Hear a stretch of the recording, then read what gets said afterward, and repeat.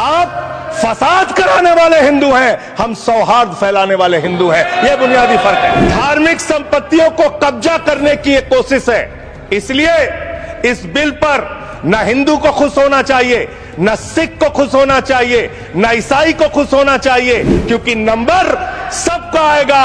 और आज वक्फ की संपत्तियां कब्जा करके आप अपने दोस्तों को देंगे। आपने कहा सच्चर कमेटी की रिपोर्ट से 12,000 करोड़ की आमदनी की बात कही गई है। अर्ध सत्य मत बोलिए।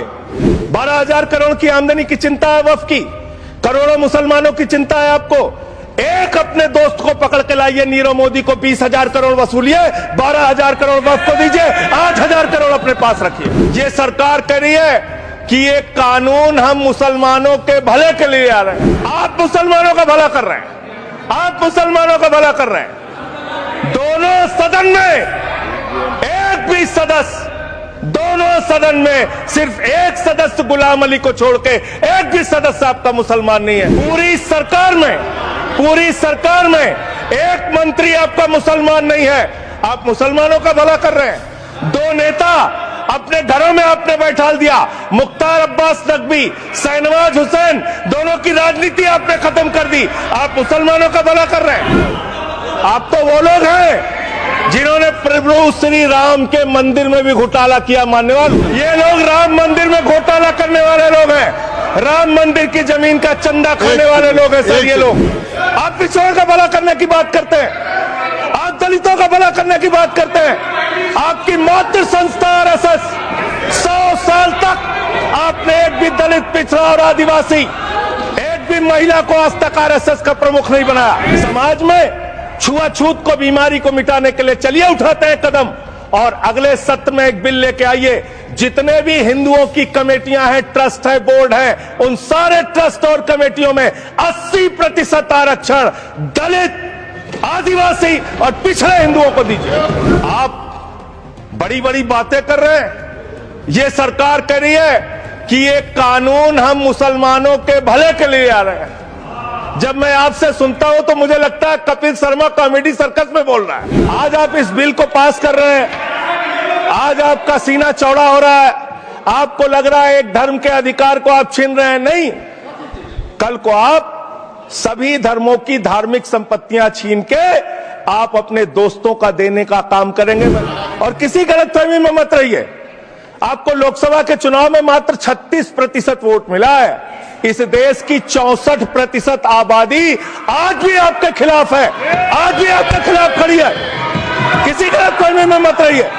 बड़ी बड़ी सत्ता उखड़ गई और चली गई। आपने इसमें लिखा बिल के अंदर कि वक्फ कमेटी के अंदर गैर मुसलमान इसका सदस्य बन सकता है। क्या आप हिंदुओं के ट्रस्ट में, मंदिर के ट्रस्ट में आप क्या गैर हिंदू को मेंबर बना सकते हैं? नहीं बना सकते, नहीं बना सकते।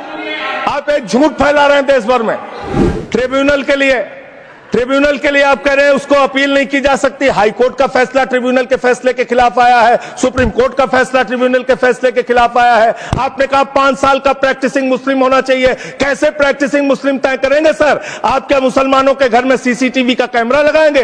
कौन नमाज पढ़ रहा है, कौन नमाज नहीं पढ़ रहा है, कौन मुसलमान है, कौन मुसलमान नहीं है? आपने मान्यवर ऐसे ऐसे प्रावधान इसमें रखे हैं जो बड़े अजीब हैं, जो अपने आप में ये बताते हैं कि आपकी मंशा सिर्फ देश में झगड़ा कराने की है, नफरत फैलाने की है, फसाद कराने की है। आपकी मंशा कहीं भी मुसलमानों का या किसी वर्ग का भला करने की नहीं है। 2009 में आपने अपना घोषणा पत्र जारी किया था, मैनिफेस्टो।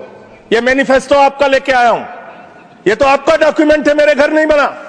इस मैनिफेस्टो में लिखा है इन्होंने कि 2009 के मैनिफेस्टो में लिखा है कि वक्फ की जमीनों पर जो अवैध कब्जे हुए हैं, KR रहमान की कमेटी की रिपोर्ट के हिसाब से हम मुस्लिम धर्म गुरुओं के साथ बातचीत करके उसको खाली कराने का काम करेंगे। कितना दोहरा चरित्र है आपका। आपने कहा वक्फ की जमीनों को खाली कराने का काम करेंगे जिसपे कोई और कब्जा कर रखा है। 2020 में मान्यवर इस भारत की सरकार ने, मोदी जी की सरकार ने शपथ पत्र दिया सुप्रीम कोर्ट में। से क्या लिखा हुआ है? 99% वक्फ की संपत्तियां डिजिटाइज हो चुकी हैं। मुख्तार अब्बास नकवी साहब आपके मंत्री थे, उनका बयान है 100% वक्फ की संपत्तियां डिजिटाइज हो चुकी हैं।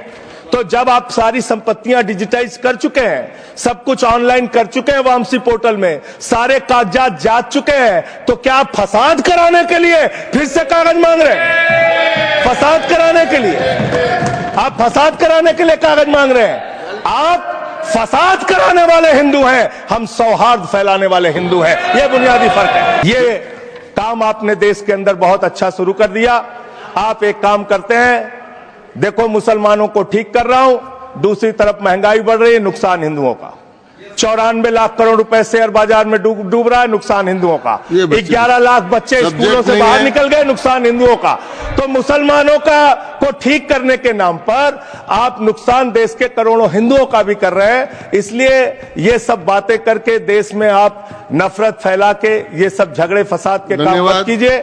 और अंत में आपसे एक ही बात कहना चाहता हूं, अभी भी वो मौका है, इस बिल को जो गैर संवैधानिक है, जो बाबा साहब के संविधान के खिलाफ है, इसको वापस लीजिए।